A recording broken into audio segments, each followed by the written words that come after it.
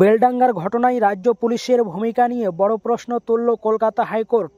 এ ব্যাপারে শুক্রবারের মধ্যে রাজ্য ও কেন্দ্রকে নতুন করে রিপোর্ট জমা দেওয়ার নির্দেশ দিয়েছেন হাইকোর্টের বিচারপতি ট্যান্ডন ও বিচারপতি ভট্টাচার্যের ডিভিশন বেঞ্চ। শনিবার রাত থেকে উত্তপ্ত মুর্শিদাবাদের বেলডাঙ্গা। ইতিমধ্যে সেখানে 24 ঘন্টার জন্য জারি হয়েছে ভারতীয় ন্যায় সংহিতার 163 ধারা। ঘটনায় এখনও পর্যন্ত 17 জনকে গ্রেফতার করেছে পুলিশ। তাদের মধ্যে অন্তত 8 জনকে ইতিমধ্যেই আদালতে পেশ করা হয়েছিল। ধৃতদের 29 নভেম্বর পর্যন্ত পুলিশি হেফাজতের নির্দেশ দেওয়া হয়েছে। এ ব্যাপারে কলকাতা হাইকোর্টে গড়িয়েছে জনস্বার্থ মামলা। ওই মামলায় এদিন পুলিশের ভূমিকা নিয়ে প্রশ্ন ওঠে। আদালত রাজ্যের কাছে জানতে চায়, ঘটনার পরই কেন পুলিশ পরিস্থিতি মোকাবিলায় তৎপর হয়নি।